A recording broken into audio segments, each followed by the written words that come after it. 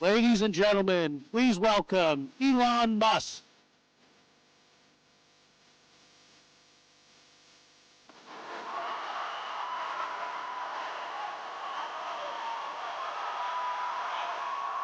Everybody.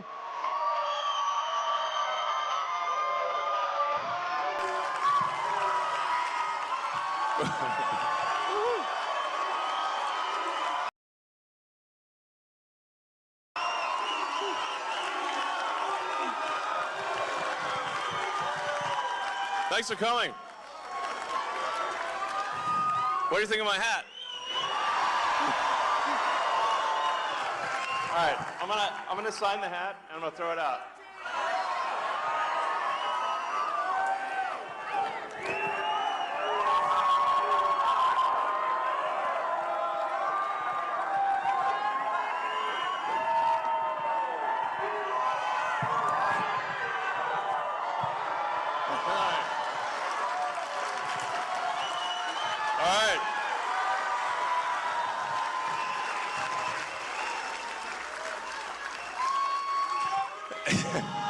I love you guys too.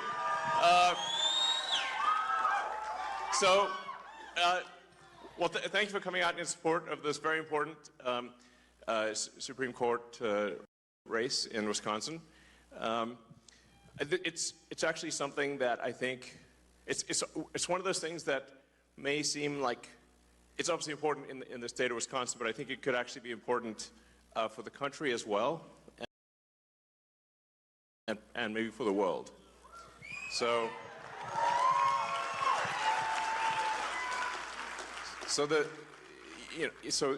the House majority right now is razor thin.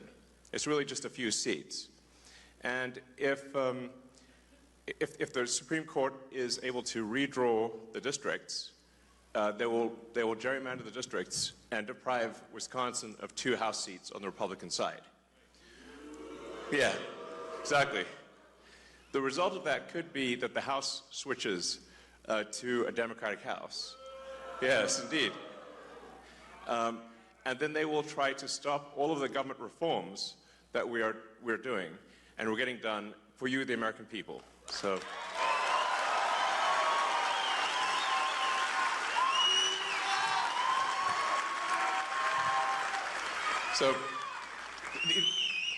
the reforms that we're getting done in D.C., thanks to President Trump and his great team, are really profound. Really, the goal is very simple. It's to restore merit and freedom. So that's what it comes down to. So America is the land of freedom and opportunity. So we want to restore individual freedoms, freedom of speech, just in general, get the government off your back. And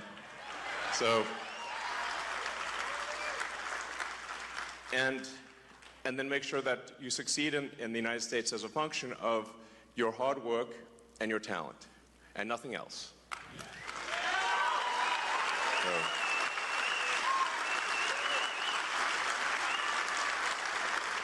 So these are really noble and important principles, and also, and I'll talk more about this, all night really, as long as you guys want to hear about it. As you may have seen with stuff that we've posted on the Doge.gov website and the Doge handle on the X platform, there is a tremendous amount of waste and fraud in the federal government. Like, shocking, really. It's insane. Yeah, it's really wild. So,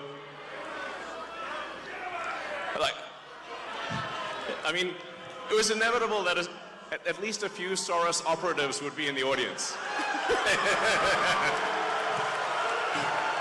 Give my regards to George. Say hi to George for me.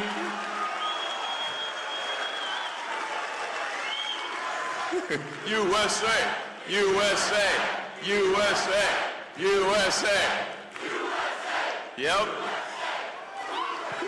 It was inevitable. I was waiting for that one. So, I mean, yeah, thank you. Thanks, guys. Yeah, I mean, I mean, isn't it shocking how much violence and hatred is coming from the left? I mean, isn't it supposed to be the party that they claim to be the party of empathy? And yet they're burning Teslas and shooting up dealerships and calling for the death of the president and me. I'm like, guys, you know, this is insane. Like, they're gone psycho. I mean, it's really like, I totally understand if somebody doesn't want to buy a product. Yeah, it's up to you. It's a free country, you know, but you don't have to burn it down. Okay? But much. That's somebody else's car. Leave it alone. Thanks, guys.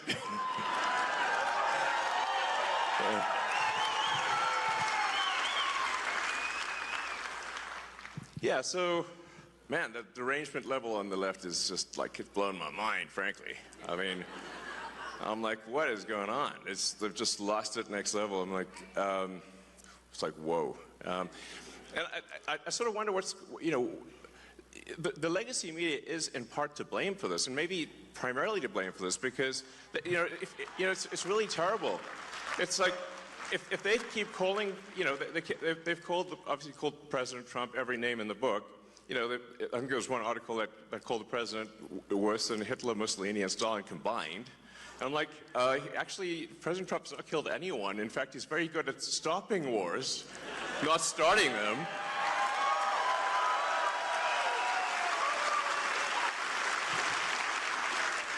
So, you know, we're really very different. Maybe we need to add some more history lessons back in schools. Because I don't know if people understand, you know, what the difference. Do they know what Hitler, Mussolini, and Stalin did? It seems they don't. I mean, it's just indicative of the poor quality of education pushed by the National Department of Education. So, you know, that's why we want to restore freedom to the states, let the states decide on the educational agenda and not have something pushed by a bunch of neo-Marxists in D.C. So,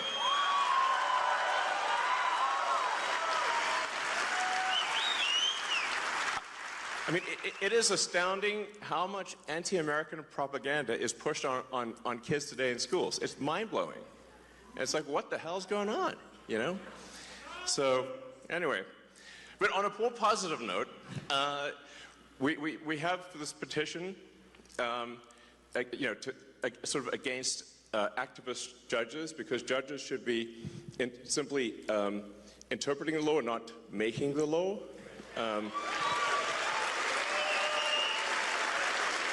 So,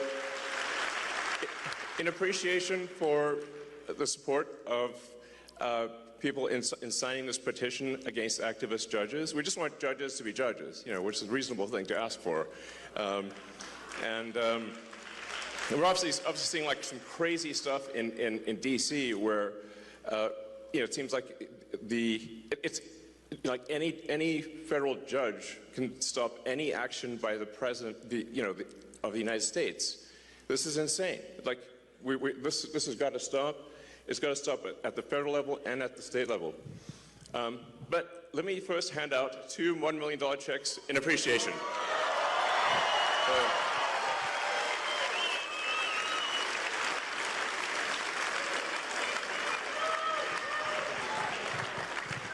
Okay, so the first check goes to Nicholas Jacobs.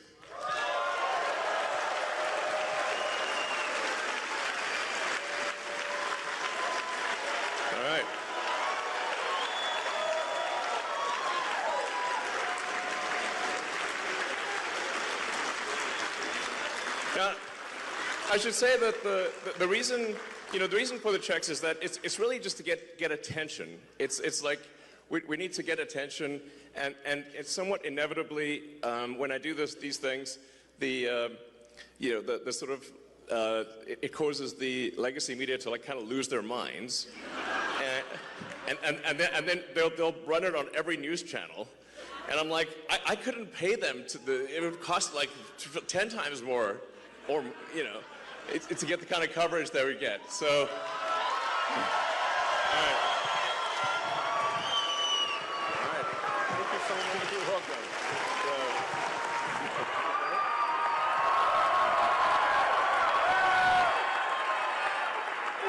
Thank you. All right. All right. You can just, I guess, take it if you want. we'll get. I think we'll get you a real one too. So, and then the second one is to Ekaterina Diesler. Let's see. Hopefully here.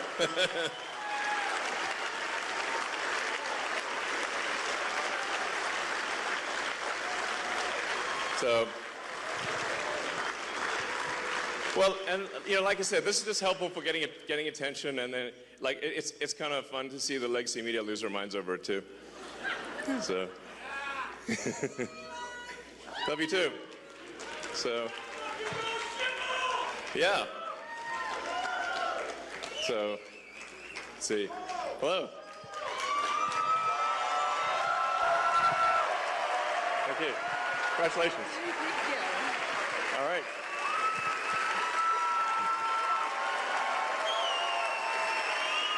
All right, congratulations.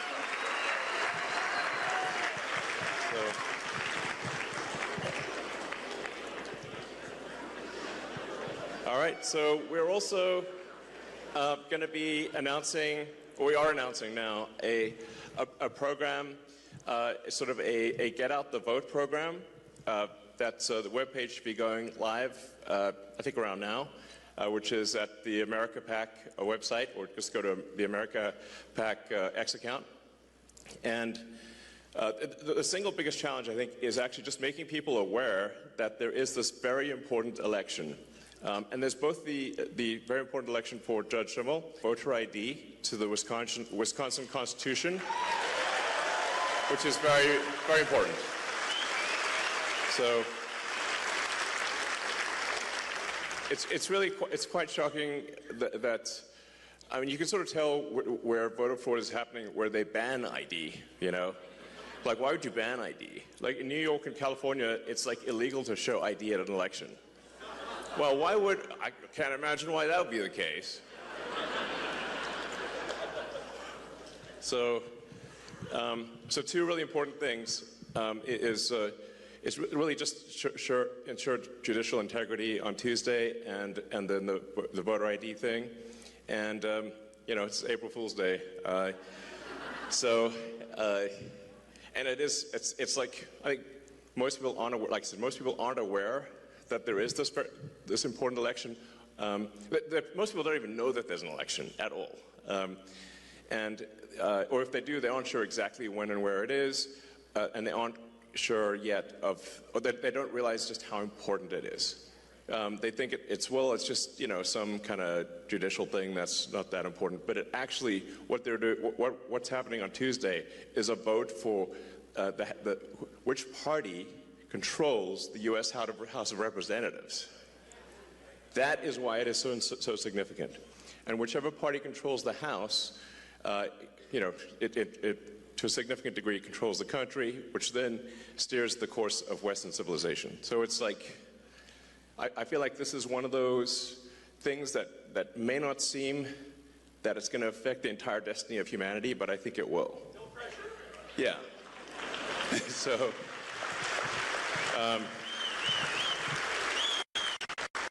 it's a super big deal, and the fact that I'm here in person. Like, I'm not phoning it in. I'm here in person. Yeah. So.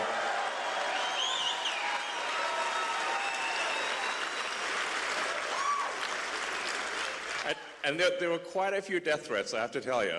I was like, my security team said, well, it's actually gone down from yesterday to today. It went down from 18,000 to 17,000. So I'm like, oh, maybe it's getting better, you know? But you can see, like, how crazy some of these people are. you know, look at the two sort of people that tried to assassinate President Trump. You know, I mean, that was, and one, you know, they both almost succeeded. So it's real. Like, it's not like some imaginary thing. So anyway, so what we're announcing is kind of like a block captain program where somebody can sign up to knock on doors in their zip code and encourage people to well, make people aware that there is a vote, and then aware of how important the vote is. So you can sign up to be kind of a block captain for your zip code on the America PAC website right now. Yeah, and if you do, it's like basically $20 for just taking a photo with somebody. It's pretty straightforward. You just knock on doors in your neighborhood, and give them either a digital or a paper, you know, picture of, you know, Justice Brad Schimmel. It can be an approximation. It doesn't have to be exact. But they just have to say thumbs up and hold a picture of Judge Schimmel, and that's it. And you get $20. It's pretty easy. It's easy money. So, but the whole point of it is just to make people aware of the election, and say that there is an election. It's on Tuesday, and it's super important. Please vote. So.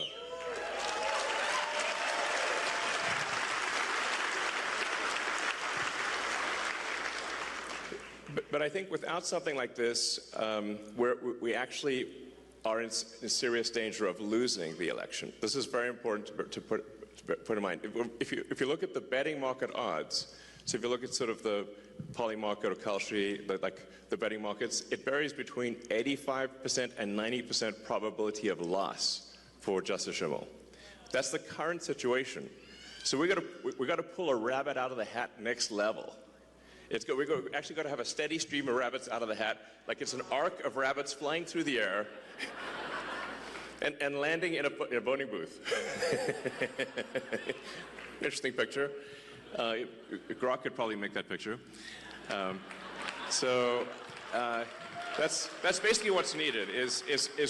We need to generate an anomaly in the matrix, and because I think there's currently the Dems are 100,000 votes ahead. But if the people that voted for President Trump simply vote on Tuesday, we will win.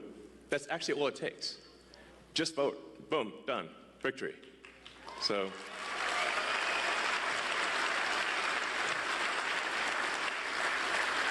So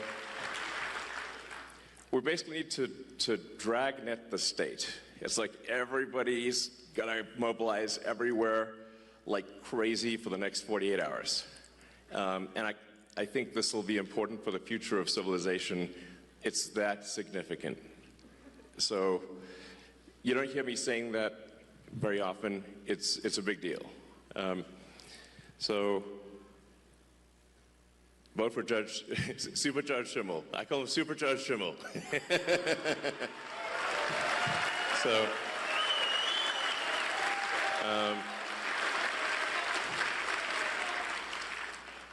let's see.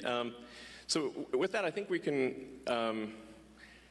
do Q&A if you guys would like to do some Q&A. And I'm happy to answer any questions. It can be, you know, about Doge or whatever you'd like to hear about. Because I think if you ask questions that the public would be interested in hearing, then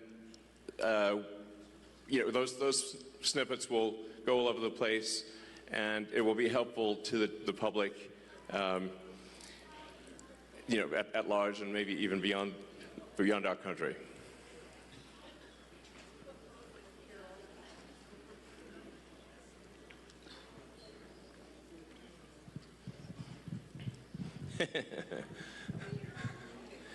So let's see. Yeah, go ahead. We can just start over there. As AI continues to get smarter, won't it inevitably see through its creators' propaganda? Yeah, the question is, as AI gets smarter, will it see through its creators' propaganda? I hope so. I think you can sort of think of an AI as it is somewhat nurtured by its creator. So you have to say what is the operating principle? What is the North Star of the AI? You know, if it's a somewhat corporate AI, it could be like it's just trying to make corporations happy, or it could be, you know, if it's particularly some of the AIs that are trained in, like the city of San Francisco, it's going to have kind of a San Francisco bias to it. Because you can think of like smart people as well, like, you know, there are big differences in sort of beliefs among smart people. And so you can expect that there will be big differences in beliefs among AIs as well. With Grok, our aspiration is a maximally truth-seeking AI, which is like you always want to try to get as close to the truth as possible, even if the truth is unpopular. And that's our goal, which I think is a very important goal.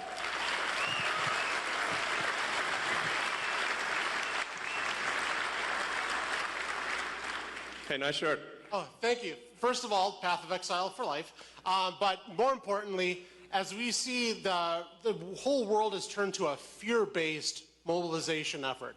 And we've seen that translate into violence. And the right's not immune to it because it can hit everybody's psychology. Sure. How do we beat that with optimism? Because that's going to be crucial to avoid mass eruption of conflict. Yeah, I mean, there does seem to be, you're right that the right is not immune from sort of hate and violence. It's not like nothing, but it does seem weirdly heavily weighted towards the left. I mean, like, I haven't seen anyone tearing off like a Biden-Harris hat. Like, we're just like, you feel a bit sorry for them, like, oh, maybe they're wrong there, you know. But you see people tearing off MAGA hats. And someone just, you know, I saw a video just today where somebody was just on an escalator, a woman was on an escalator wearing a MAGA hat, and someone going the other direction tore the hat off her head. And I'm like, what? That's rude, you know. In fact, I sort of find myself in a strange position because I didn't think of myself as right. I thought of myself as centrist. But then the left went all the other way in the other direction, and now everyone's a Nazi, you know.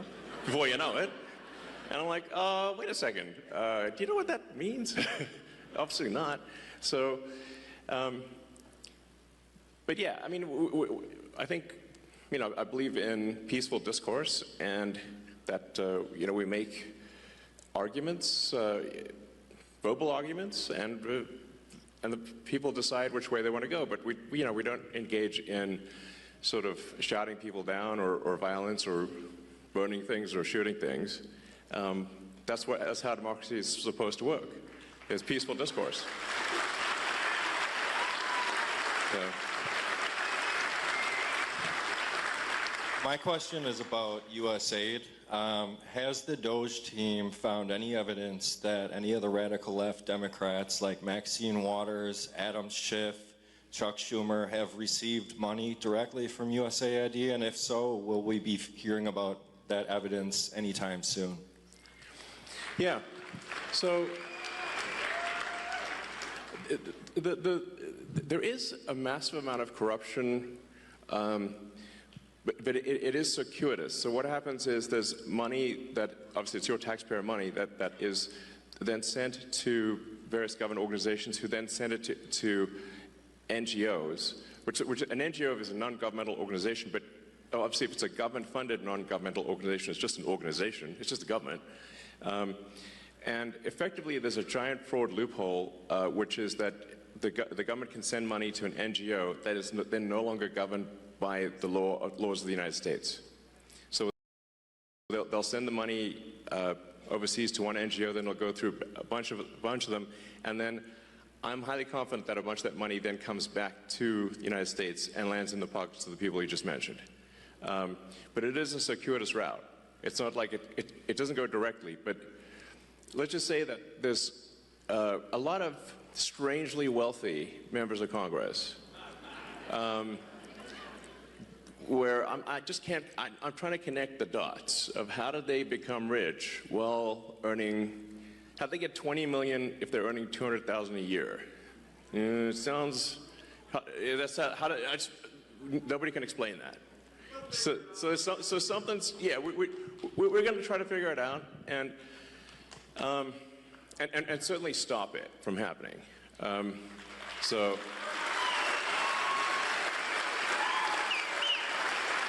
Yeah. I mean, just in general, the whole NGO scam is just crazy, yeah, it's blown my mind, really. So yeah. Most of us here are aware of social media censorship, and I know you're keenly aware of it. Thank you for turning around X. Awesome. Welcome.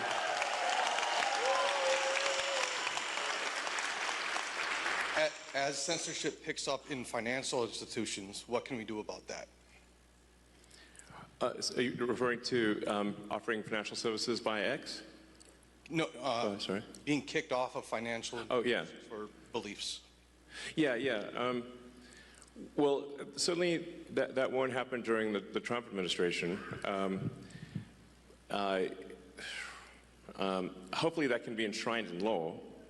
Which is part of the reason why we need a Republican Congress.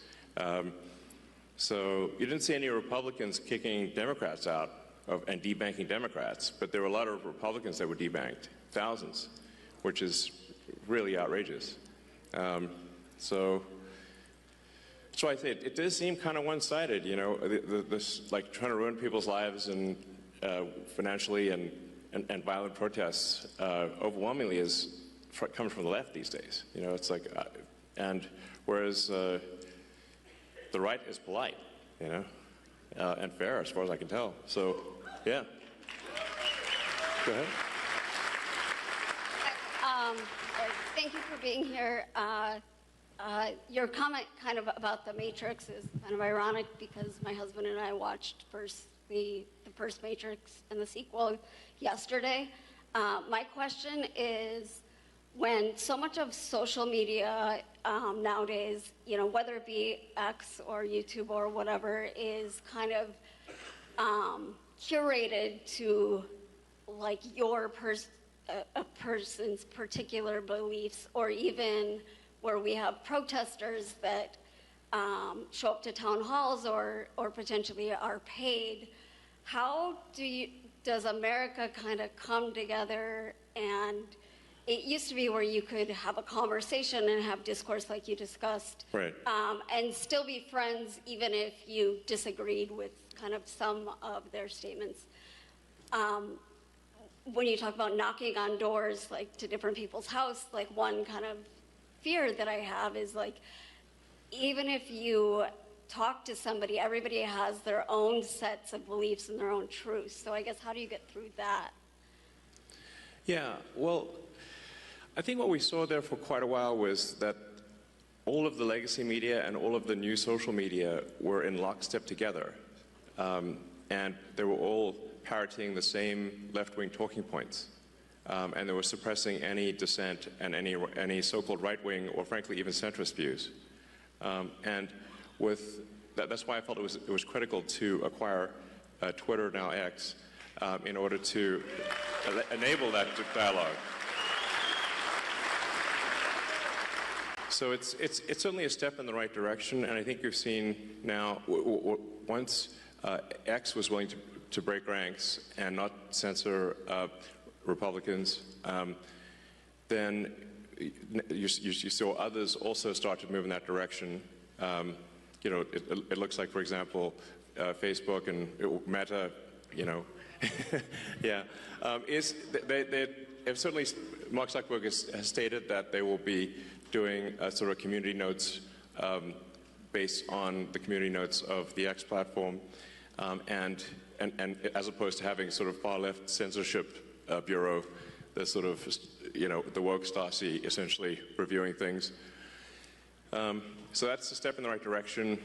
You know, there's maybe some hope for the CNNs of the world. There's like, with Scott being on there, he's great.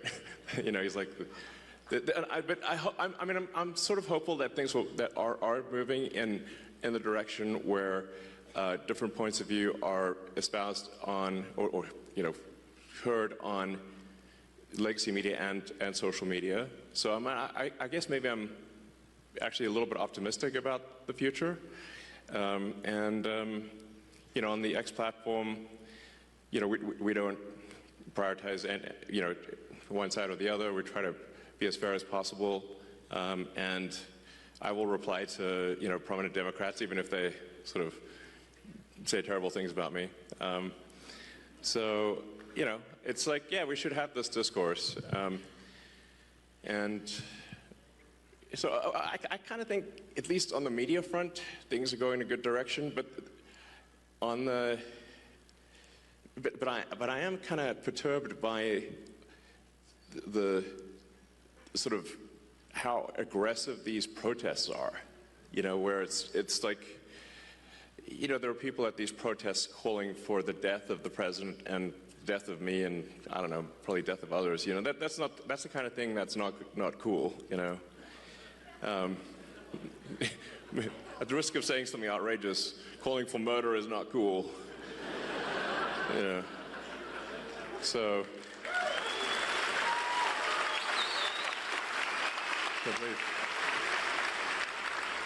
Thanks for coming, Elon. I'm a teacher by trade. I have gone through the 4-year bachelor degree to teach the nation's youth going forward. On that, yeah. Actually, I'm kind of curious, what was that like? Like, yeah. I got an English degree, man. At the end of the day, unless you want to hire me, that's about, you know, that's about it. Sure. So during teacher college, they give us a heat map, and it says these are the cost per head on each student. The southeast is generally the worst, but they're also generally the lowest spent per capita on each student. Beyond just that correlation of the one text I got in an education class, I wonder, with your investments in Khan Academy, with the advancement of AI educational tools, where specifically you can get feedback and these students can get feedback. Yeah, absolutely. Where do we see 100 years from now? With all oh man, 100 years from now? How about 50? I hope it lasts 100 years. That'd be like jackpot. You know? Yeah, exactly. Hopefully we were like on Mars, you know? So that would be really cool.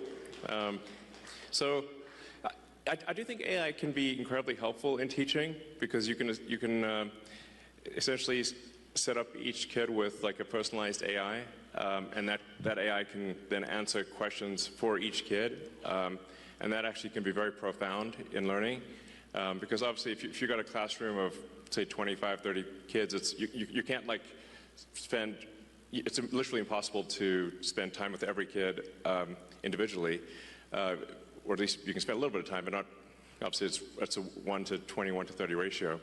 So, but what you can do is you can set them up with the AI, and then you can, you know, if things get stuck or whatever, if you want to, you can essentially guide the orchestra that way, and I think it could be a very powerful learning tool. You know, I personally enjoyed my English classes in high school, actually. You know, sometimes I wondered, why am I reading Charles Dickens? But you know, there's some merit to reading Dickens, and many of the. I actually think that we should have a great canon of English literature, that kids do at least, you know, some number of the significant works in the English language. So.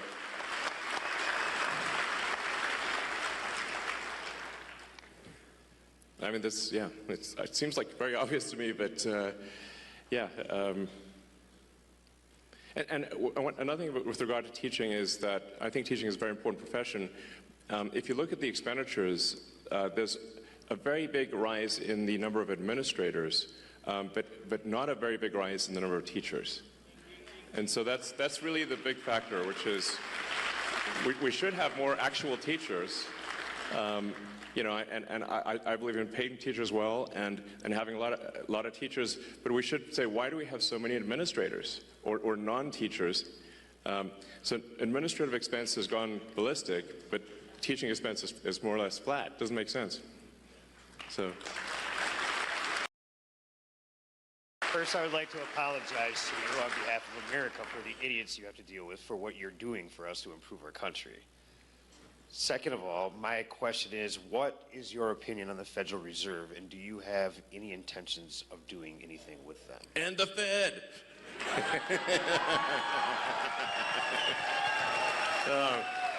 Yeah.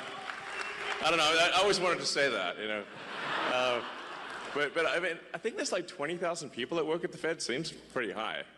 It's like there's a lot of people that work at the Fed, and it seems like, why do we have so many people at this at the Fed, and what do they do?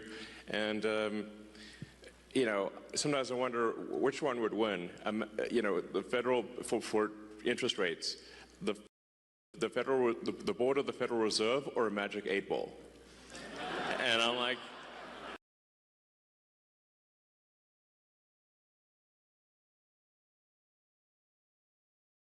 I think the magic 8-ball might win, you know.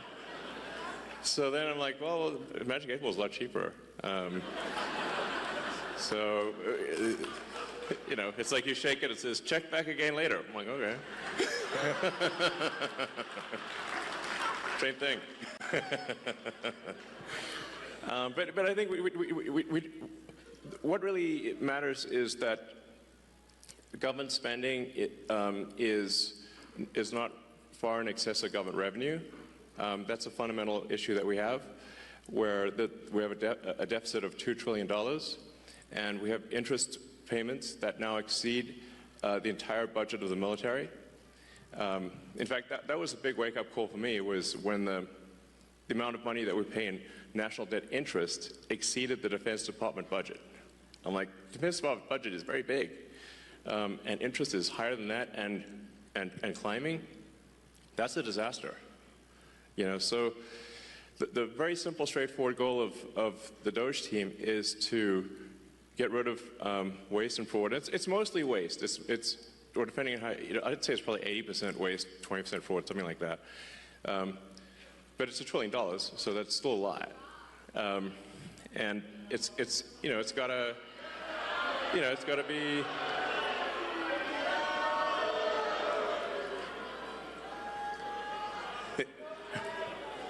We got another Soros sleeper agent there.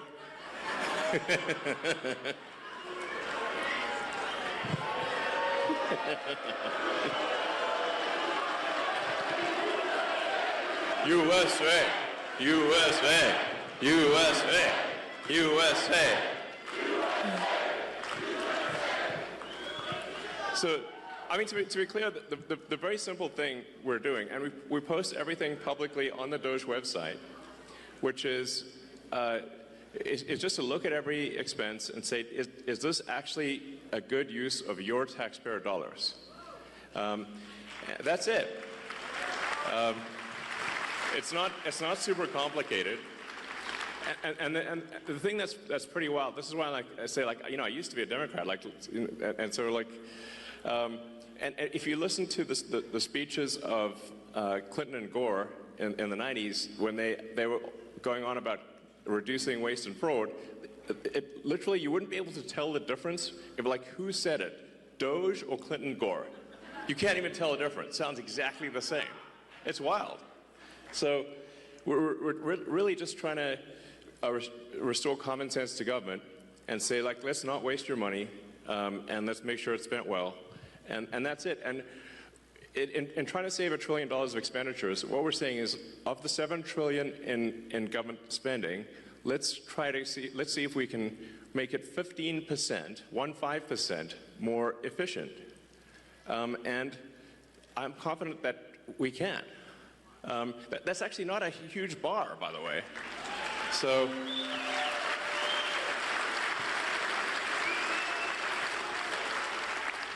And when you see the crazy things that the government is spending money on, you can see a list of some of them. You know, so, like, I don't know if we should be spending money on transgender comic books in Peru. That doesn't seem like an ideal thing to spend your money on. You know, why would we do that? If somebody in Peru wants to do that of their own accord, that's fine. But it shouldn't be your money that does it. So it's just, and you know, we shouldn't be paying rent on empty buildings. You know, if I do think there is a role for government, but we just need to make. We're just going through and saying, and doing what I would call like an excellent and necessary and reasonably trusted review of organizations and personnel. So is this person doing a good job? Great. Is the role necessary? If so, that's good. And are they reasonably trusted, meaning they're not a psycho? Like, we're not talking about like political affiliation, just that they're not crazy. So, you know, what's wrong with that? I'm like, sounds super normal to me. So that's it. Now, in this process, one of the things that we've discovered, which is, I think, on the fraud side, which is a really big deal, is that the Democrat administration, the Biden administration, has basically taken every arm of the U.S. government and bent it towards creating a financial incentive for illegal immigrants to come to the United States. Now, this is every part of the government. So, like Social Security, Medicaid, unemployment insurance, disability, even the IRS. So you can like fill out a fake tax return and say you need a tax. Maybe I shouldn't tell people this, but it'll actually work. I mean, mostly. There's some chance you'll get caught, but if you fill out a fake tax return, you can just get a tax refund, even though if you didn't pay taxes. So we're trying to stop all these things to say, like, okay, well, let's stop the waste and fraud, and we also need to turn off the massive financial incentive for illegals to come to the United States and stay in the United States. And this is really the thing that is causing the Democrats to lose their mind. You know, because they're actually spending, at this point, tens of billions to attract and retain illegals in the United States. It's really on that scale. It's a gigantic number. And the goal is to turn all the swing states blue. That means Wisconsin. So that's the goal. So with the asylum program, if they can get a green card within a year, and then they can get citizenship as quickly as 4 years after getting a green card. Because the first year of being an asylum counts for the 5-year citizenship waiting period. So this is a very big deal. So a number of friends of mine have actually joined the government and in order to help with this process. And I'd like to welcome my friend Antonio Gracias to the stage.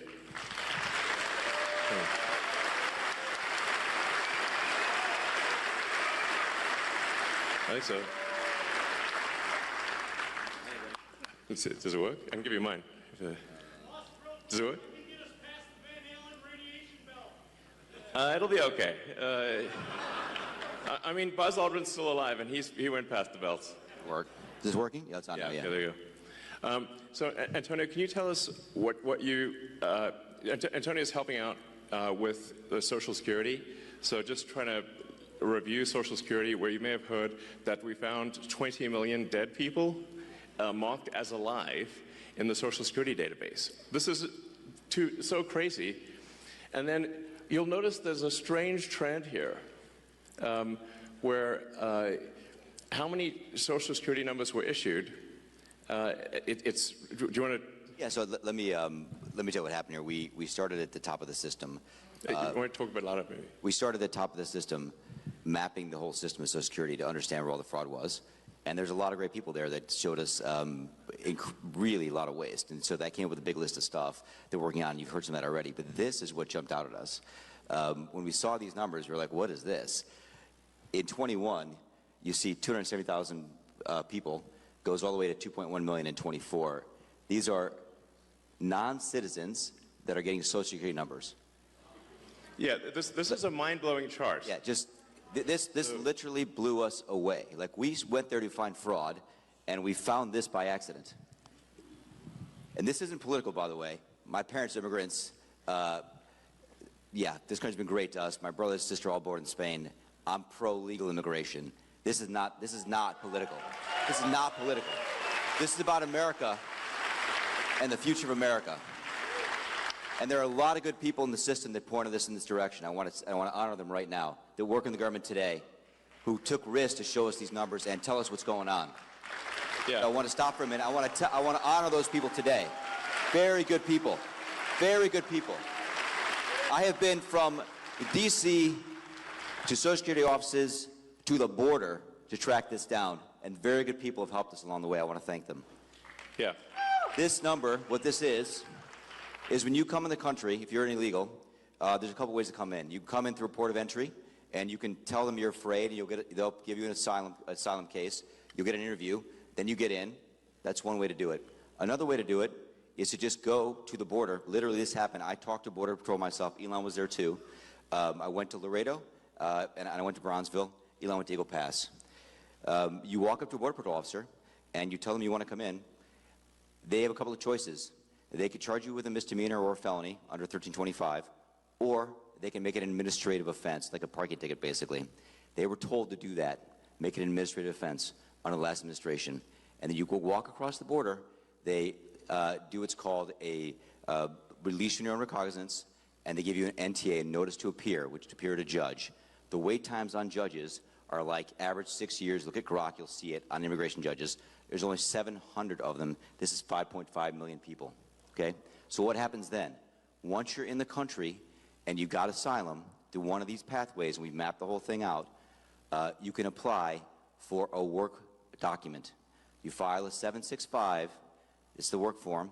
You get this form called the 766, that's the authorization, and then Social Security Administration automatically sends you in the mail your Social Security number. No interview, no ID.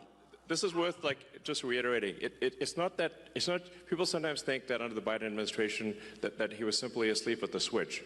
He wasn't asleep. They weren't asleep at the switch. It was a massive, large-scale program to import as many illegals as possible, ultimately to change the entire voting map of the United States and disenfranchise the American people and make it a permanent, deep blue, one-party state from which there would be no escape. Look, if I hadn't seen this myself, I'm not sure I'd have believed it. I went through it myself and mapped it, and Elon is right.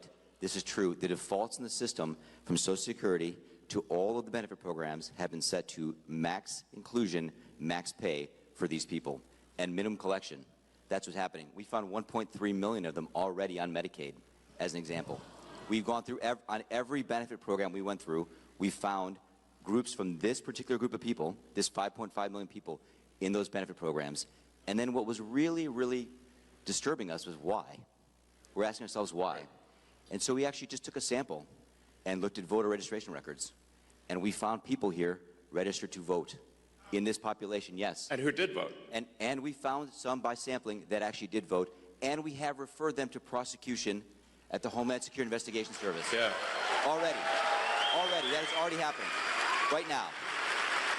Yeah.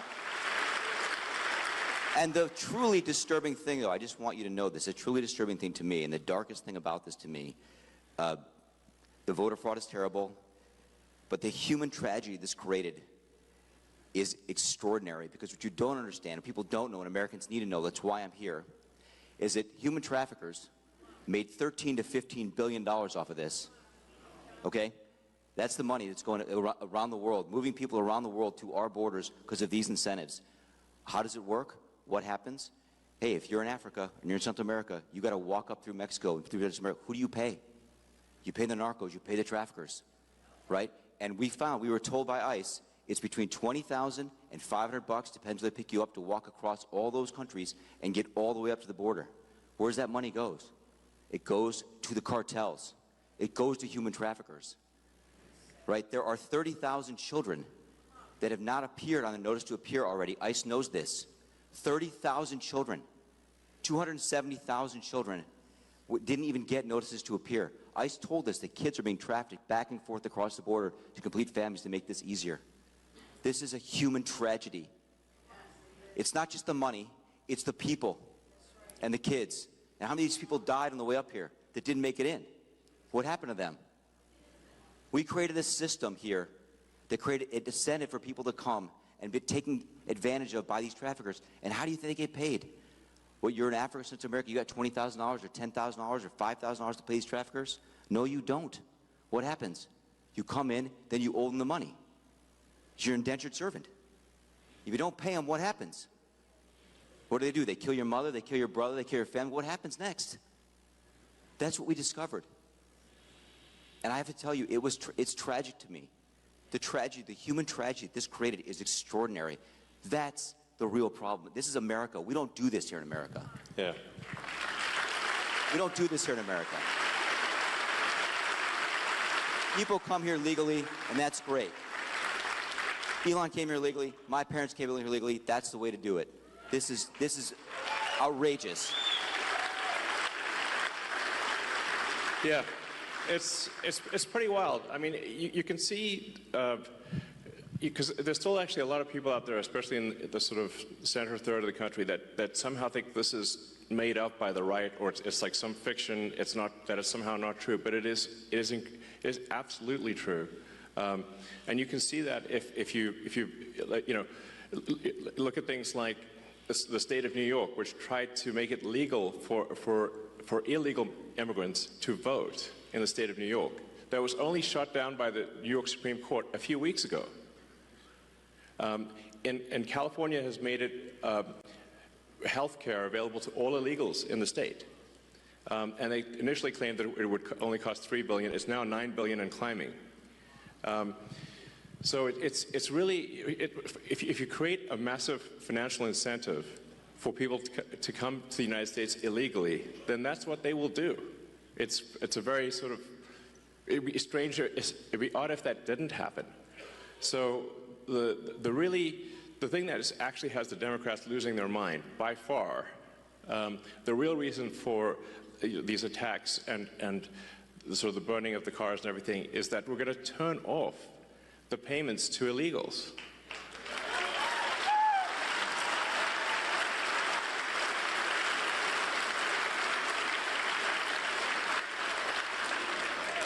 Because, yeah, I mean, because that's not the deal. You know, it's simply not right.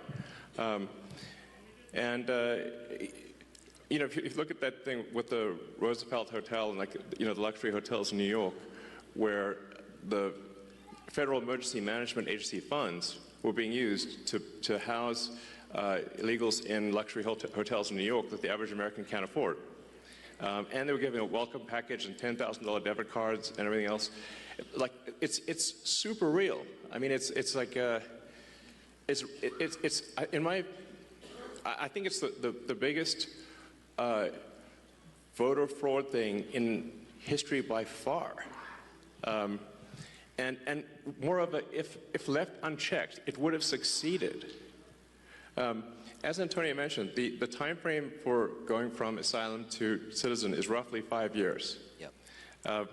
And so all of the people that came in on that chart that you saw, if the machine behind the Kamala puppet had won, then, you know, they change out the puppet, but it's the same machine. Then they would have actually legalized all those people, and there would be no swing states. And they added more. Remember, it was doubling every year. Yes. It went from 1 million to 2 million. It was going ballistic. Going ballistic. And it is just, these people are just entering the benefit programs now, by the way. Right. We're seeing the ramp happen too. And these are just the ones that are in the system. This doesn't count the other, you know, 7.5, 8 million that ICE thinks are out there. Yeah. We don't know if they have numbers. The number is totally uncontrolled. The voter ID requirement in this state is super important because of this. Yes. Because the Social Security number, it's not supposed to be a federal ID number, but it basically is. That's how you access all the benefits.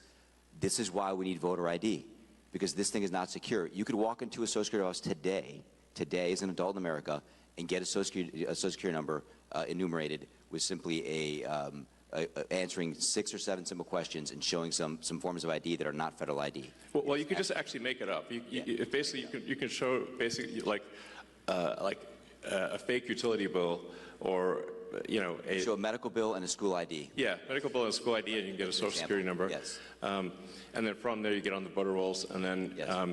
the basically Dem operatives will farm the vote. Yes. So, you know, the problem with this obviously is that if you turn the swing states blue, then there are no swing states, and then we're in a permanent one-party system. And as soon as they win that, they'll have the House, the Senate, the presidency, they'll pack the Supreme Court, then they'll double down on the illegals, just like California. So, we've already seen this happen in California. California is supermajority Dem. So, but at least California is held back by the fact that people can move out of state. Once you can no longer leave America, they'll be far worse than California.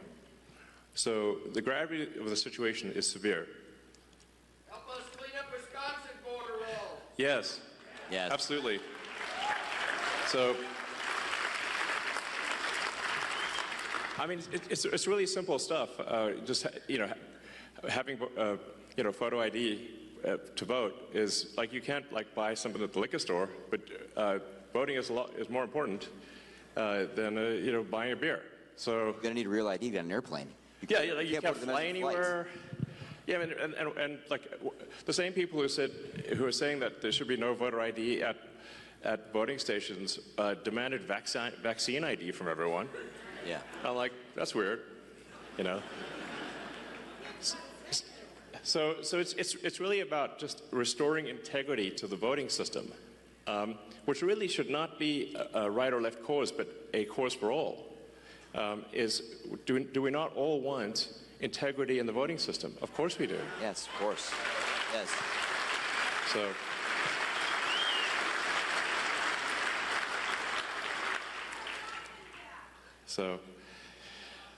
So, well, you're welcome to hang out and see. Maybe there's some questions people. Let's see. We'll go.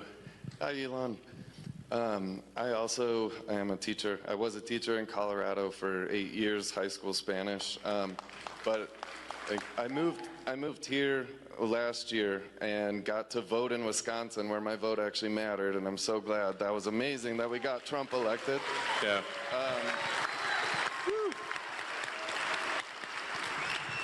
And I was listening to, I believe it was Patrick Bet-David. He called this perfectly, where he said, when Trump gets elected, he's going to go from enemy number one to Elon's going to be number one. And for the reason, I mean, he only has a couple years left.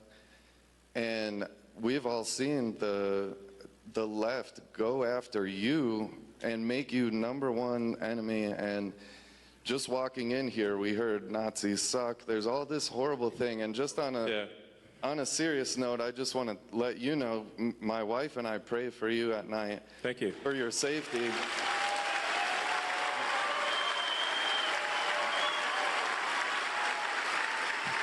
And guys, thank you. I gotta watch my hand gestures these days, Yeah. But I think this one's safe,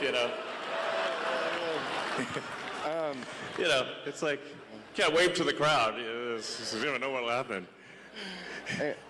And I've been a fan of yours for like a decade, and I've been a walking Tesla ad to anybody who talks to me.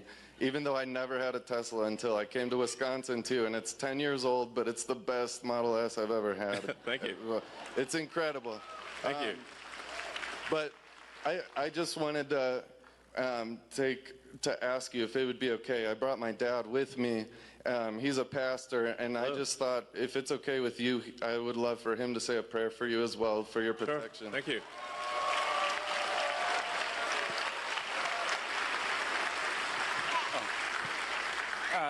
Elon, well, thank you so much for everything you've done for our country. We do love you very much. Thank you. And as a pastor, but just as a person, right? And even if I wasn't a Christian, and I know not everyone here is a Christian, but I think there's quite a few of you here and who are. Either way, we love all people. That's not the issue. The issue is fairness, what you're talking about. The issue being just, and the justice being a weapon instead of lawfare, instead of actually just, and all this corruption you're talking about. And that's a bad spirit, if you want to say it that way, putting it nicely. It's something evil that has come against our country, our morals, our families, etc. And then you and the president and others getting attacked with this outrage and this hate. So if you would, allow me to pray. Thank you. You'd all who want to, please join me bow our heads and pray. Gracious Heavenly Father, we are thankful for our country. We are thankful that God does bless America, and that God is the source of all goodness, love, and provision, and that you, Lord God, have provided a great nation with a great history. And although we've gone through many rough times, you're still very present and active with us. Thank you for protecting President Trump from that fatal attack. And we ask that you envelop and protect all of those who are fighting for justice, for freedom, for order, for dignity, and to reward people according to merit, and especially put your hedge of protection around Elon Musk, around his children, around his whole entire family, and all of his team members, that all would do good and just by our country, and freedom truly and justice would reign once again. We ask this in the name of the blessed Savior, Jesus Christ, who we remember during this time of year, who suffered and died for our sins. May you wash away all that is wrong with our country and start with us. We ask this in Jesus' name. Amen. Amen. Thank you.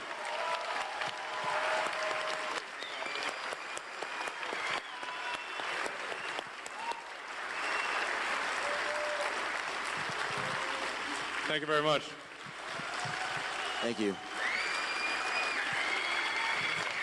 Sorry?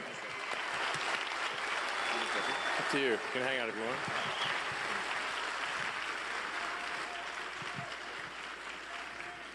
Well, that was beautiful. That was beautiful. It's, I think we're going to need divine protection, frankly. Yeah. Hey, Elon, I'd like to start off by thanking you for all that you've done for our country and the world as a greater whole. And I mean that from the bottom of my heart as well. I had a question for you. As you go about your decision-making at Doge, how are you able to keep your moral North Star and not set precedents when it comes to overstepping democratic processes simply because the end justifies the means, and have outcomes similar to the last election with Democratic presidential candidate being appointed without due process that just further polarizes the country? Sure. Also, on a side note, one more thing. Do you see a place in the long term for decentralized technology in society and government? Yeah, I mean, to answer the second question first, I think generally it's good to have decentralized systems because the more centralized something is, the more power that is in any one single entity, the more corruption you're likely to have. So decentralization, I think, is good to minimize corruption. Then with respect to Doge, I mean, as I said, it's this money was spent. Is it money that most Americans would agree is sensible, or is it not? You know, if it doesn't seem sensible, then we, you know, say, well, we shouldn't spend that money anymore. We should stop it. So, and then we post we try to be as transparent as possible. So all the Doge actions are posted on the Doge.gov website and on the Doge handle on X. So if people disagree with something, we can say, well, which part do you disagree with? And when I get these sort of attacks of like, oh, it's unconstitutional, I mean, like, well, which expenditure is unconstitutional that we have stopped? Because and then they don't know, actually, because they haven't actually looked at anything. So now, obviously, a lot of this can be reversed with a new administration, but at least for some period of time, we're going to make sure that your taxpayer money is spent at least 15% better. It's not like a, you know, I think it's a reasonable goal, it's a rational goal, it's a sensible goal, and the net result, I should say, if we have the combination of a $1 trillion increase in an economic output and a $1 trillion decrease in the budget deficit, then the outcome should be that there is no inflation or very little inflation from one year to the next. So at the end of next year, the prices will be at the grocery store will be very similar to what they are right now, which means that, you know, standard of living will actually probably be higher, a little bit higher. Whereas we've had rampant inflation to date. And inflation is really just a pernicious tax that has been used by governments throughout history. And it's very tempting for governments to use inflation as a tax because it's indirect. People see the prices rising at the grocery store or at for goods and services or for houses, and they tend to blame the store, but it's not the store, it's the government. The government has reduced the value of money, and as a result, prices rise. So by by reducing waste and fraud, we'll essentially make the economy more efficient, and we'll shift people resources from the government to the private sector. And that will result in an increase in the output of goods and services, and so the average standard of living will therefore rise. So they're trying to make economics sound very complicated, but it's really not that complicated. The standard of living increases when the output of goods, average output of goods and services increases per person. There's basically more stuff, therefore you have more stuff to divide across the people. That's it. You can run this sort of thought experiment and say, if there was 100 people on an island, and you'd say, well, how many people do you want farming, fishing, making stuff, versus, doing regulations? You would say, oh, you wouldn't want 20 people doing regulations, You'd be like, oh, that's too many. Well, then maybe you'd want one or two. I don't know, maybe none. Ideally, zero. I'm all for small government, by the way. I think that really, yeah.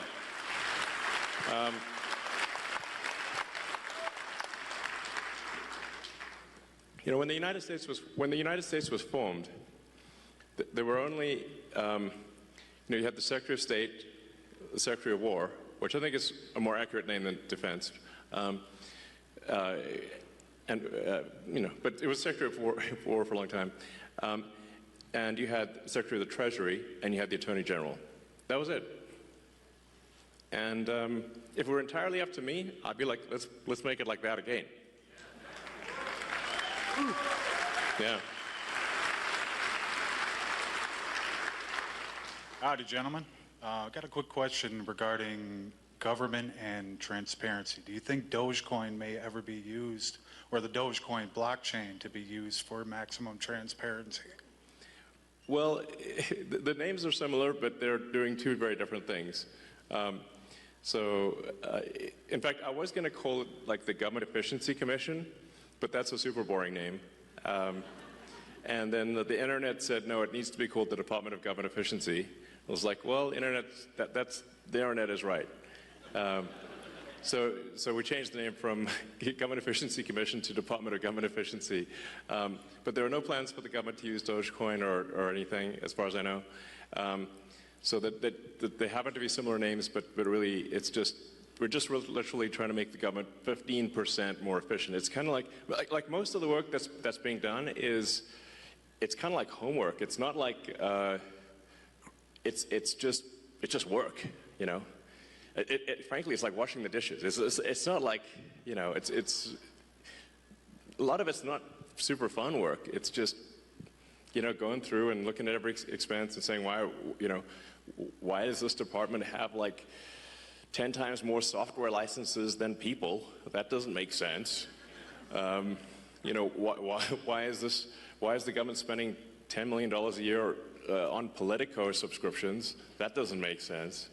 There's just one thing after another like that. It's things that are just kind of boring. So it's like a ton of boring stuff. You do hear about the sort of weird stuff that makes the headlines, but most of the costs that are being cut are just very basic, boring things. It's like homework at scale is what I'd call the Department of Government Efficiency. Can I add something? Yeah, I think this question about transparency. I'm really selling it here. Yeah, no. I would say the principles that Elon has set out for Doge they begin with truth. Truth. Find the truth. Number one, find the truth. Why? Because the government's gotten so big that actually the people don't even know it's there. They don't know the source of truth. So these licenses, it's not like people bought these licenses because they're bad people and they wanted to pay Microsoft. They just kept buying licenses because Microsoft gets selling them from it. I mean, it's that strange. And we don't want to pick on Microsoft. It's like every software company, by the way. Any software company. Pick software company X. They bought these licenses because they just thought they should buy more licenses. More people coming in and there's no one there. People aren't coming back to the office, right? It's just finding truth. The number one principle is truth, and then transparency is number 2, I think, on the list, right? So find the truth, make it public, make it transparent. And number 3 is, man, do it fast, make it efficient, and be urgent. Yeah. Those are the principles that Elon's put in the Doge. Yeah, it's worth pointing out, it's actually difficult to, you have to recalibrate how dumb things can be because it's the government. You know, frankly, it's like dumber than you think it could possibly be. So, you know, like for example, we found there were a whole bunch of what I call ghost payments going out, where the government contracting officer had retired or changed jobs or was dead or I don't know, they were not around anymore, and they forgot to turn off the payment stream to some company, and it's like leaving the money faucet on and you know leave the house, you know, and it's just the money faucet keeps going, and it's a pretty rare organization that will complain about receiving money. So organizations, so then you're like, is that waste or fraud? I mean, the government did send them the money, but they didn't deserve it. So then, well, okay, we should turn off the money spigot if the contract is over, you know, type of thing. So one of the things that we made a recommendation to the Treasury that the payment classification codes and the explanation for the payment be mandatory fields. And have a name attached. So we could just ask the person who approved the payment, is this payment a good payment? Does this make sense? This is the kind of thing that is normal in, you know, for individuals and for companies, but that was not the case. So the reason why the government could not pass an audit was because the information did not exist that would be required to pass an audit. Like, it was literally impossible because you just had all these blank checks going out with no explanation and no payment code. So how are you supposed to do an audit? It's literally impossible. So that's what I mean by, like, it's very basic stuff. Like, we just want the congressional appropriation payment code to be mandatory and a very short explanation. We're not even going to judge what the explanation is, but that there be any explanation at all and a name attached was revolutionary. My guess is this will probably save $100 billion a year, like a lot, you know. So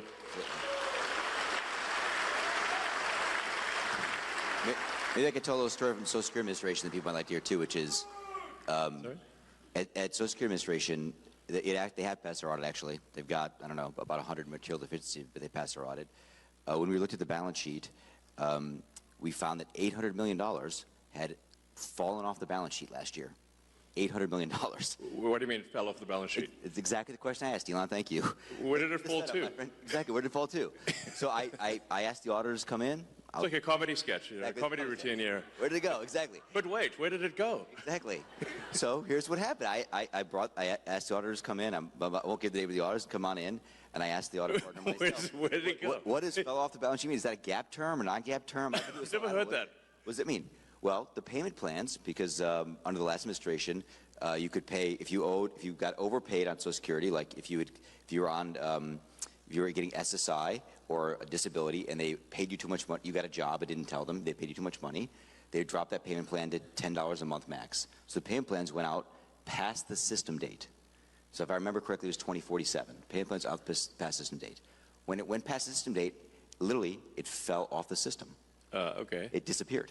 And the officers were supposed to, the technicians were supposed to put notes in the system that this was going to be collected. The notes were so bad, the auditors concluded this could not be collected, and we literally lost $800 million. Gone. Okay. And I said to the auditor, how could that possibly be? And she said, well, you know, it's not really material. It's a $1.5 trillion program. I said, well, it's material if it's your money. Is it in the computer? It's not in the computer. It fell off the computer. Is it in the computer? It like disappeared from the computer. That's in the computer. Disappeared. $800 million just disappeared. I mean, it's crazy. So there's it's one like nutty thing after another like that. Yeah, it's yeah. I mean, it's crazy. Anyway, we're just trying to basically fix the computers so that we know what the heck's going on. Yeah, it's just like. Please. And you know, like I said, being fully transparent with the American people, so you know exactly what's going on, and just making sure that you know, yeah. Anyway, money is not wasteful or fraudulent. You know, one interesting statistic was that 40% of the calls into Social Security were fraudulent, like meaning that it was someone trying to get a Social Security payment that was going to a senior to go to instead to go to a fraud ring. So that was almost half of the phone calls were fraudulent. Probably the other half were people asking, what happened to my Social Security? This is true, actually. You know, like, hey, where did my, this is bananas. Yeah, I mean, we found this, actually, the people there at Social Security knew this was going on, and they had been complaining about it for a long time, and no one fixed it. Because, and these were mostly criminal rings outside the country, in other places in the world that are jamming up the phone systems, calling in, using just these six simple security questions, because you can actually, this was how crazy it was, you could change your direct deposit information at Social Security by simply answering 6 questions on the phone, like your mother's maiden name, your date of birth, etc. Like stuff you can find on the internet. Easily found on the dark web. That's why it was so easy. It was a huge, huge exploitation, super open door. I mean, the bank vault was open, and the criminals ran right in and took the money, and they took it away from our seniors. Mm-hmm. Right? So what happened is, if like my dad's 84, he'd go get it, thought his check was supposed to be in the bank account, it wasn't there, then he's got to go through a whole process to get the money back from the government, which takes a long time. It's the government, right? So we put in a very simple 2FA system. All this nonsense you see in the media about, we turned off the phone lines, but it's not true. All they did actually, we recommended to Social Security that they put in a very simple 2FA system, and they will... Two-factor authentication. Two-factor authentication. They same kind of thing you do at the banks. Like, pretty simple. If you have a bank account, you do this. And you know what? They did it. They said, yeah, you're right, we should do that. They went and did it. Good for them. They did it. No one had the will to do it. They did it. And they're going to keep increasing security. We've given them a lot more recommendations, and they're on the road to increase security, stop all this nonsense, so our seniors and our people that are disabled don't get stolen from. Yeah, this is really worth emphasizing, because like the radical left are saying that like somehow we're stealing Social Security. Like, first of all, I don't need the money. Okay, in fact. It's costing me a lot to be in this job. You know, you had like Tim Walz dancing on stage showing a chart of Tesla stock, which is a really awful thing for him to do. You know, because what they're trying to do is put massive pressure on me and Tesla, I guess, to you know, I don't know, stop doing this. But you know. It's you know, my Tesla stock and the stock of everyone who holds Tesla went roughly in half. I mean, it's a big deal. So not only am I not getting I'm not getting paid, definitely not stealing money, and would never get away with it. But the value of my Tesla stock is in half. So this is a very expensive job, is what I'm saying. But I think it's you're welcome.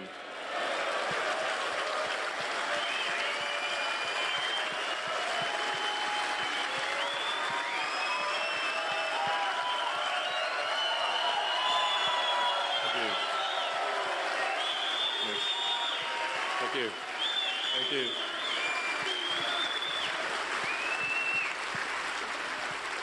Thank you very much, guys. But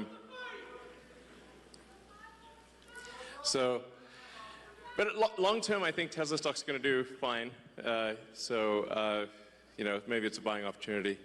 But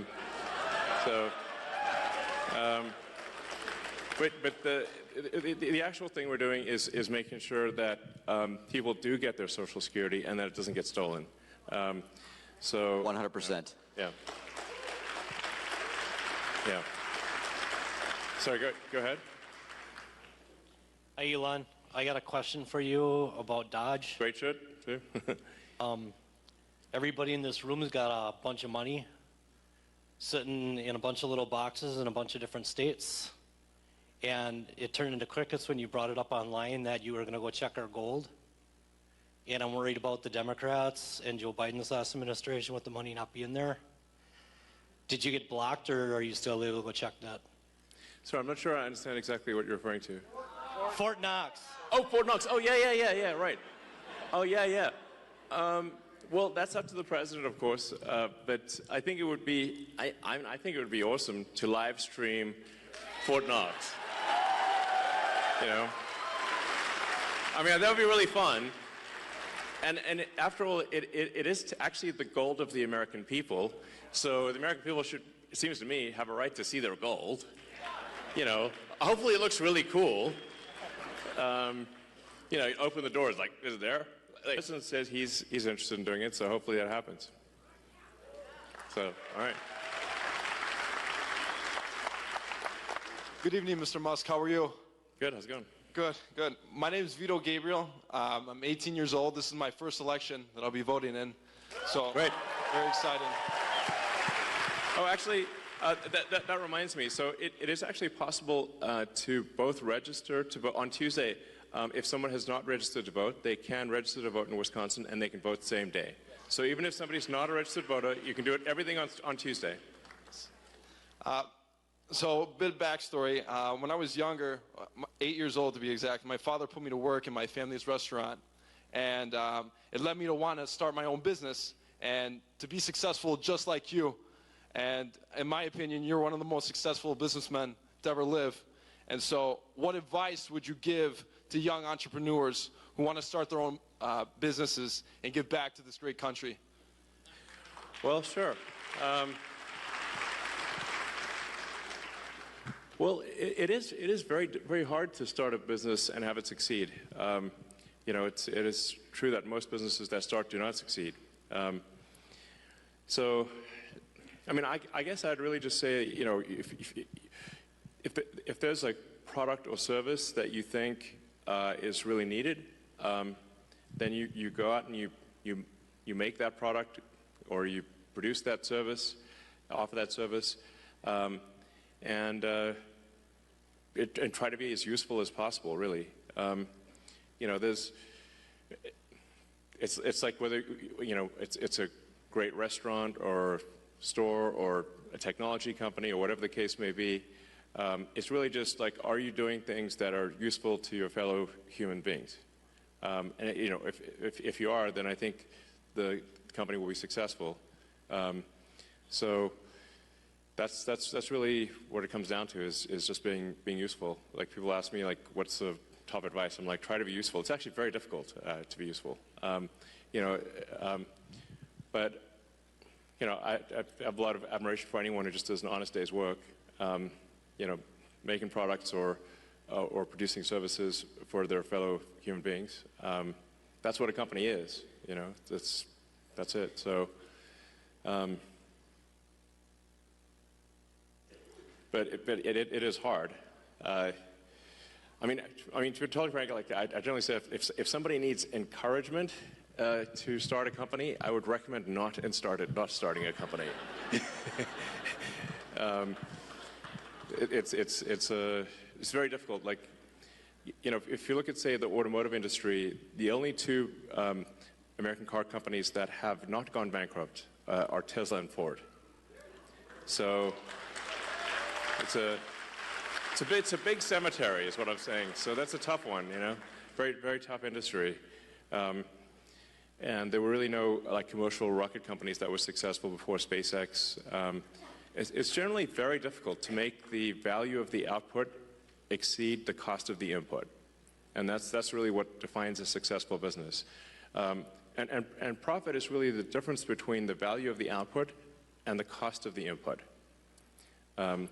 That's what profit is. But it's like shockingly hard to make the output more valuable than the input.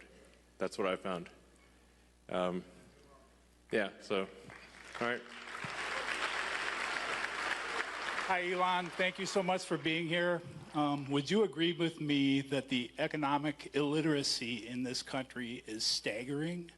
That people don't understand How close we Yeah, are I would for say the that is ship true. of America to going over the fiscal cliff. Yeah. Right. Yes, most people, actually, I think most people, well, I think a lot of people don't know what a national debt is. Like, how did this national debt come about, and how come there's all this money that somehow we owe it, but we didn't sign up to owing this money? But there's, you know, it's over $30 trillion of national debt, and that doesn't count future obligations. And that's just, then it doesn't count state and local debt. So it's a lot of, basically, it's a lot of money that the government has signed everyone in America up for. Yeah, so there's, if we don't do something about it, then eventually there won't be any money for anything. We'll just be paying interest. You know, a company, so I should say, a country is much like a person. It's just bigger. A country is a collection of people. But just like a person can go bankrupt, a country collectively can also go de facto bankrupt, essentially by diluting the currency to where it's worthless. And that's where we're headed unless we are, you know, to take immediate and dramatic action with respect to government spending. We're in deep trouble, basically. You've seen this in places like Venezuela, Elon. Yeah, exactly. So you've seen it in a lot of countries where it's, I think things have gone to hell in a handbasket, and it's like we just need to not do that, you know. So if the ship of America sinks, we all sink with it. You know, this is something that I try to tell people in the sort of commercial sector, that like you're not going to, your company's not going to make it if the ship of America sinks. So we all got to, like, you know, work together here to make sure it does not. Yeah.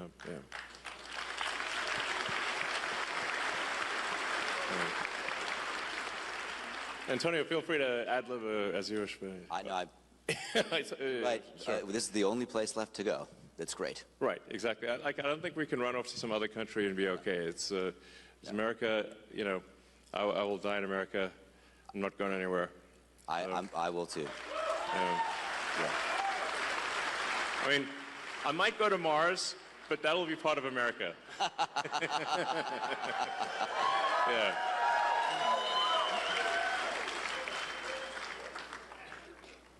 Hi, Elon.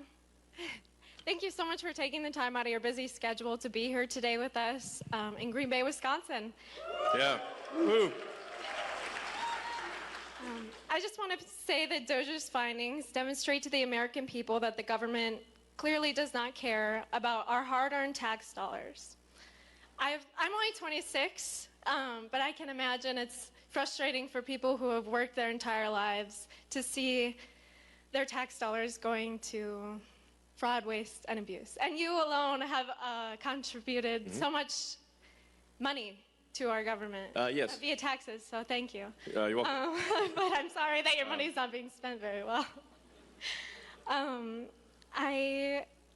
You've clearly shown your leadership and team is capable of transforming our government into something better than what we see today.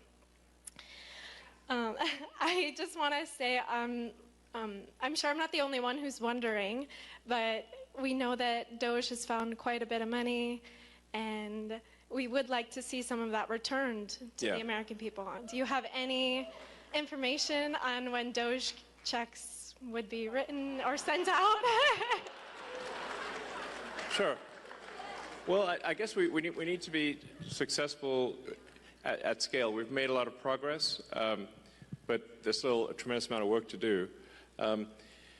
Effectively, as government spending is made more efficient and spending is reduced, the tax by inflation is reduced. So one way or another, you will effectively be better off if resources in the United States are not wasted. And it's you know, it's somewhat up to the Congress and maybe the President to you know, as to whether specific checks are cut, but whether a check is cut or not, if you reduce wasteful spending, the economy is going to be better off. People will do more useful jobs than before. The total output of goods and services will increase, and then the average standard of living will increase. So that's yeah.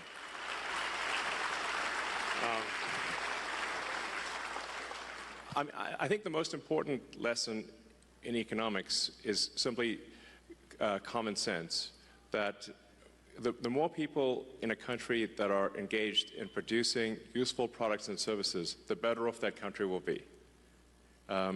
Like you could run the sort of thought experiment to say, in the limit, if we moved everyone in the car industry into the DMV, there would be no cars, but there would be a lot of regulators. So then you say, well, okay, well, then how many people should be in the government versus not government? And generally, I think you want to minimize the number of people in government.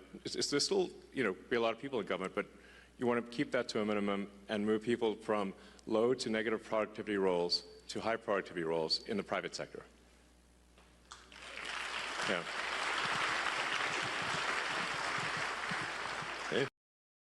Hey, Elon. So the first time I heard about population collapse, I think was from you on Joe Rogan. I grew up in the generation where it was very overpopulation, global warming. A lot of people don't want to have kids. My wife and I just had our first. She's a year. Congratulations. Hi, John. Thank you. Amazing.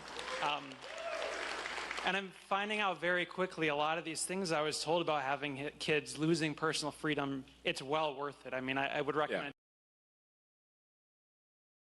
to everybody, as I'm sure you would. And Absolutely. I mean, I've been banging the baby drum for ages. Yes.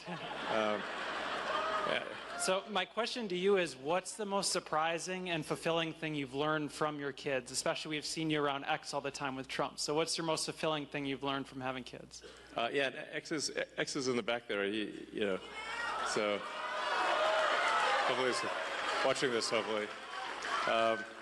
Yeah, I think, I think nothing makes you happier than kids, really, is what is the truth of it. So,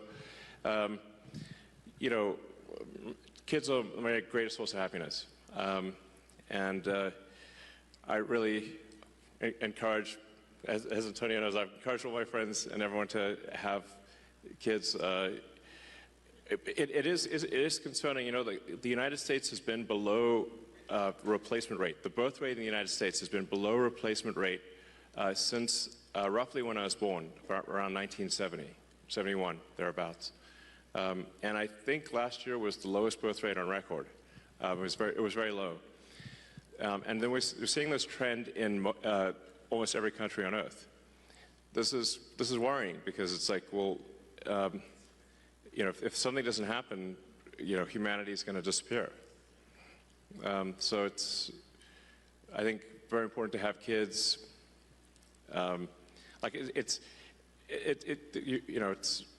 Kids will make you very happy, but there's also we got to keep humanity going here, no humans, no humanity. It's Elon practices what he preaches too, by the way. He's having lots of kids.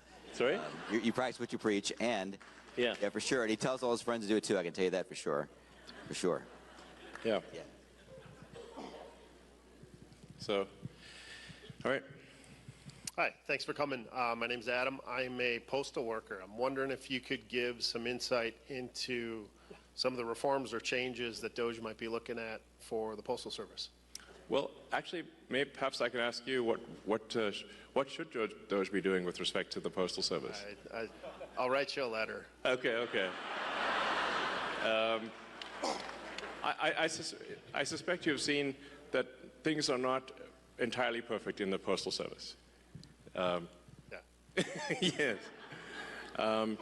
So, I mean, obviously, it's delivering mail and packages is very important. There's a reason for why the Postal Service was created. But I haven't really had a chance to look at the Postal Service yet. But okay. I have a little detail on the analysis, if you want. Do you do? A little bit. Okay, sure. Yeah, I mean, I wouldn't say that. I want to be very general here, but there is this thing about, you could tell us, there's this thing about large volume users of Postal Service versus small volume users, right? So, some company, please. I've heard of that, yeah. Yeah, I mean, you probably see it, right? You see There are some companies in the world that use the Postal Service a lot and pay the same rate as everybody in this room that uses it a little bit. Does that seem fair to you? You see it on the front line. I can't really say. Well, he can't say because he works there. You work there. Okay. Doesn't seem fair to me. I don't work there. So I mean, there's a bunch of questions about this people are asking that I think are interesting in the analysis. And when you look at the source of truth and the data, and you make that transparent, I think it's going to be obvious what the right answers are. Yeah, it seems like some companies are not being charged the right amount for package delivery. And there's probably more administrative overhead than there should be, would be some safe guesses, I suspect. Those are good guesses. Yeah. Good guesses. All right. Elon, how are you? Yo, good. Hey. How's it going? It's Adam, your #1 reply guy on X. Hey. With Scott Presser. It's good to finally meet in person. Cool. So I'm glad you like a lot of my stuff. Yeah. Constantly replying to my stuff, liking my stuff, and I love to create material because I'm a former Democrat myself just like you. Yeah. And I want to help bring over moderate voters from the Democrat Party who are disenfranchised. Yeah. And I'd love to be able to create more content to help you out, to help us win more elections, to win the midterms for 2028 and on. Sounds good. And on. Would I be able to get a follow from your main because you follow me from your old cyber gamer? Oh, I did. Okay. Yeah. At this point, yeah, sure. I'll do that. Sure. I mean, it's right now. I used to only follow maybe a few hundred accounts, and it was possible to read a lot.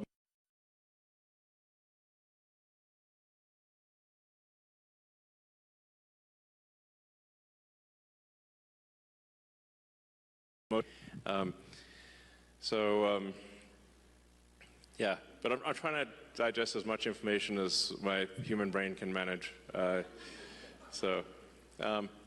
yeah, thank you for your engagement, and just in general, like trying to report on what's really happening is great. Thank you. Thank you. Mr. Musk, thank you so much for being here and bringing attention to what's going on with our Supreme Court here. It's very important, and I think it would have gotten no attention, not even half of what it's getting now, if you hadn't stepped in, for good or bad, Yeah. negative press and good press. We think that. Exactly. Totally. I mean, obviously, for any kind of special election, is going to get a small fraction of the attention of say a presidential election, and then normally an election for a judge would not be that big of a deal. It just so happens that in this case it could decide the control of the U.S. House of Representatives, which is a huge deal. Yeah. My personal experience with Judge Crawford, I am a family that she moved a pedophile right next to our home. What? Really? Yeah, it is a true story in the ads that you're hearing from Mr. Schimmel. I am one of the homeowners that had to live next to him for many years, unaware. So the letter that I wrote to her, I'm sure, played into what we're experiencing now in family court. We're veterans 20 years. It just was not good for him. It was not good for me. And we're trying to work through our family court situation. But what we're realizing is the two strategies that they use are indoctrination or intimidation. And if you step up and say, we're a practicing Catholic family, the result is her band of merry rogue judges and the court affiliates and the commissioners will flood the family court, have flooded the family court system. Yeah. So I guess my question would be, regardless of what happens with this very important vote, let's not forget what's happening in the family court system in Dane County, Wisconsin, that's being flooded with these rogue judges and affiliates and commissioners who then, if you don't subscribe to what they're saying, they will just wipe out your ability to raise your family or proceed with your family in a way that you feel your culture dictates, your religion dictates, your financial background dictates. It has gone completely bananas. And I'm wondering what you can do to keep the light shine on our court system in Dane County. It does have a lasting effect on families, and it will breed out our ability to raise our families in the spirit in which we feel is most healthy for our young, our children, and Yeah. the sanctity of our family. Absolutely. Well,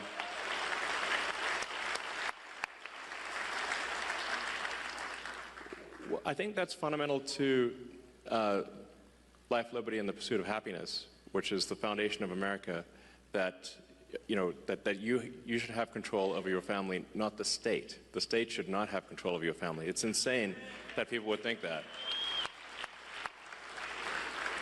So we've had friends have to escape California because of this.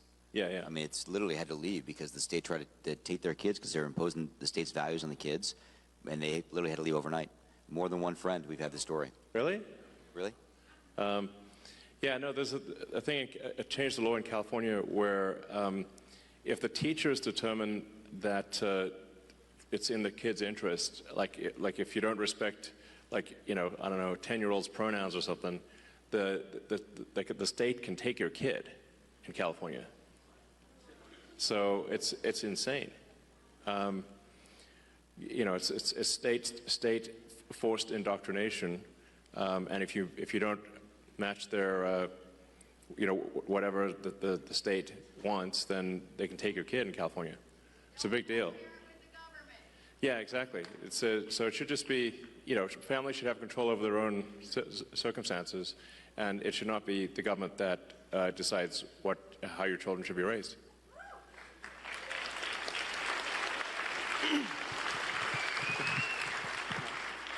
Hey, Elon. My name is Josh. There's a lot of questions, I see. There is. We're going to answer everything at this point.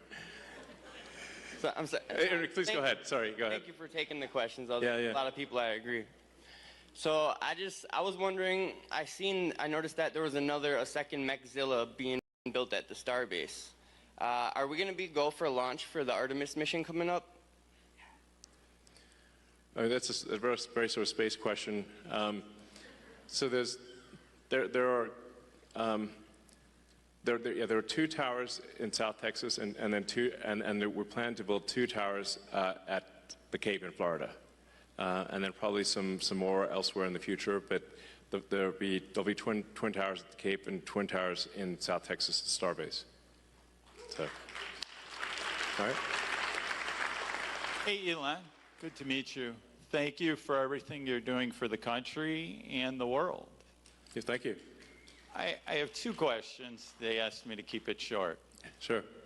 When do you envision solving blindness and bringing that to the masses where it'll be for everyone? And the other is, is robotaxi on schedule? Yeah. Well, there's certainly a wide range of questions tonight.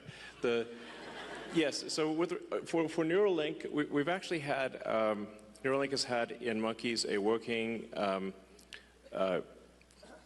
device we call Blind Sight, where it's been working well and monkeys are healthy for a few years now.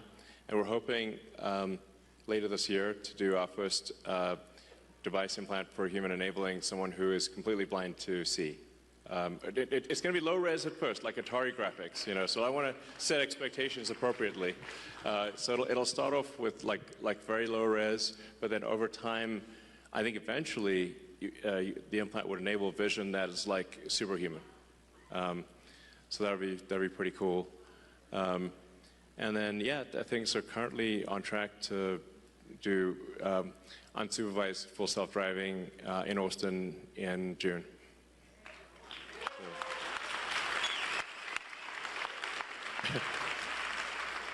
So I think we probably we'll take maybe 4 more questions, so just 2 from that side and 2 from that side, and then we'll call it a night. So go ahead. Oh, thank you so much. First of all, you are beyond absolutely legendary and an absolute true hero, so thank you so much for everything you're doing, achieving, accomplishing. You've done so many impossibles. It is astonishing. Thank you.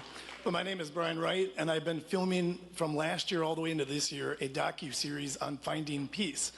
And during this election year, the episode was how many lines do we actually need to cross in order to be able to find peace? And I wanted to ask you, where do you feel like we are in this divide? Are we so far divided as to where there's no coming back to the middle, or where do you see us being? Yeah, we should restore the Smith-Mundt Act so that the government cannot spy or issue propaganda to the people.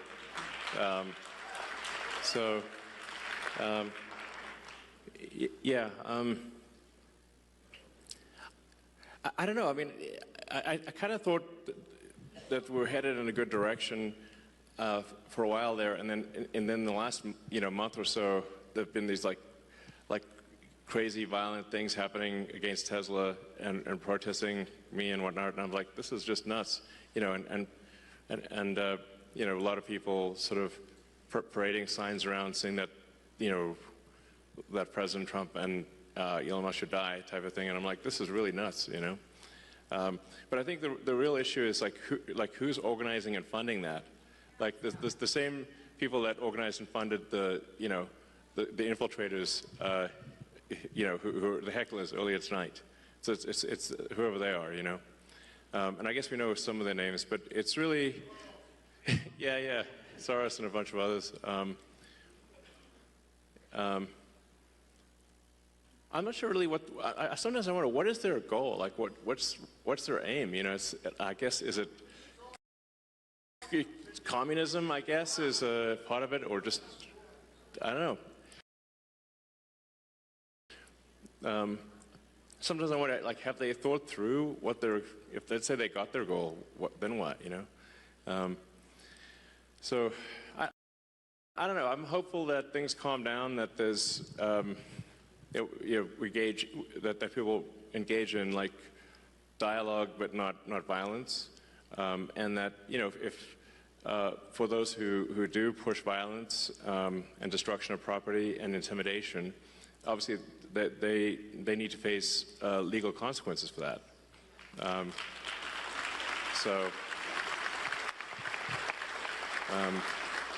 And the president has said that that needs to happen. Obviously, if people are pushing violence and destruction of property, that is against the law, and they need to face the consequences of that. So, thank you. Yeah. Thank you, Elon. I constantly hear that the DOGE efforts are going to do things like take away Social Security payments and reduce other government payments like that. You've touched on it tonight, but yeah. Can you you've discussed this at length over the last few months. Yeah. You talk again about how the DOGE efforts are actually going to affect things like the payments and other programs like that. Yeah, I guess it would be helpful because, so I just stated as crisply and clearly as possible that DOGE will absolutely ensure that people get their Social Security, make sure they get their Social Security, make sure they get their Medicaid, and will not be cutting any legitimate payments whatsoever. Crystal clear. I will just add to this. I've been there, working there, and I spent about the first 3 or 4 weeks of my time in the Woodlands actually working in Social Security Administration. 100% what Elon's saying is true. Nothing has happened on the ground that would impact the level of payments going to people that legitimately are owed those payments, period. A lot is going to happen to people that are stealing from the system. Yeah. Yeah. They're not getting the payments. And you know who's screaming? They are. Because they're committing fraud. And we should take that away from them. Because they're stealing from all of us in this room and our parents. And they're going to scream loud. And it's going to get louder.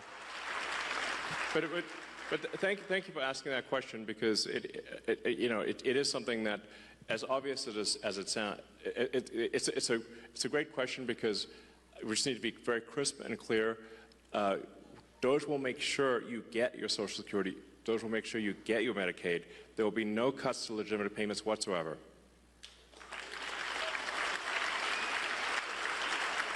I'd like to go last, if it's okay with the other gentleman. Would you like to go, sir? No. Please go. Thank you. Mr. Musk, thank you so much for coming to Wisconsin. I just want to thank you for calling out bad ideas on X. You do that like every 30 minutes, and if I don't see something, I'm like, wow, is Elon okay? Yeah. Yeah. And we all know that ideas have consequences, and bad ideas have victims, and thank you for speaking up for victims. And a few nights ago when you spoke with Brett Baer when you were being interviewed, and he asked you, what keeps you up at night? And like that other question, you answered, and you paused, and it was depopulation. And I was waiting for you to say, like, oh, the death threats against my life, or the national debt, but depopulation. Yeah, depopulation is a really big deal. It's not on people's radar. Why is that? Well, I think we haven't yet evolved to deal with depopulation. You know, I guess it's something we better evolve to deal with, or we're going to disappear. And once the depopulation ball starts rolling, you know, it seems to gather up speed. I mean, you can look at sort of cases like Korea and Japan, which are, you know, much further ahead or behind, depending on how you look at it. That like the population decline there is much worse. Japan is an absolute population decline, so they're losing about, I think, roughly 1 million people a year population, and that's going to accelerate. Korea has only a third replacement rate, which means that in 3 generations, the country will be 3 or 4% of its current size. Like basically, all that'll be left is a small portion of the capital city. And I keep waiting for the birth rate to turn around, but it doesn't. It seems like population collapse accelerates. That's why I think it's a very serious matter. If you believe in humanity at all, you should care about this a lot. And then, you know, that's a sort of long-term thing. And the short-term thing is that America needs to be financially solvent. You know, that's what Doge is about, trying to just make sure America is financially solvent. And then there's also the risks of AI. So we want to make sure that AI is maximally truth-seeking, and you know, ideally has sort of values that most Americans would agree with. And that it's a pro-human AI, that it wants to foster the future of humanity. You know, those are the things that I think about. So, thanks. Elon, my name is Matt Haas, like Bonanza, Big Haas. I own and operate a small business here in the Fox Valley. And tomorrow I actually get the honor and the privilege to host Brad Schimmel at our shop, Springhetti Landscaping. Great. If anyone's in the valley, sounds good. Come down 4:30 tomorrow. We're having a shindig to have Brad stop by. He's going to come and give a little speech, get some. That's what this was about. Was Brad's election. Yes. And so I just wanted to say, in your opinion, what is Brad going to do for small business owners like myself? Well, I think he's going to help get the government off your back. So that's a big deal. You know, for anyone that starts a business, you know, it's like you used to just be able to open a store and not get like a zillion permits and licenses and everything. You know, that's how America, you wanted to make a product, you just made the product.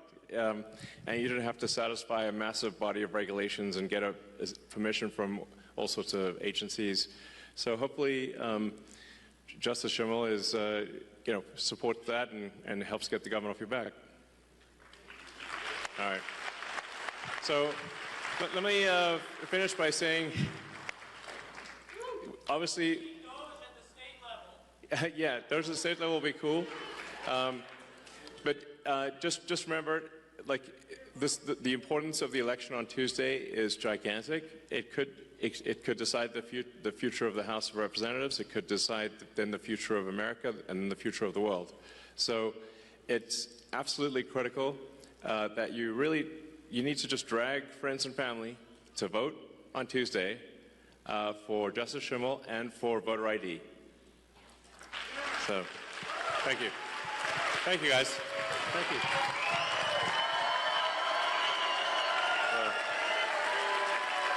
Thank you.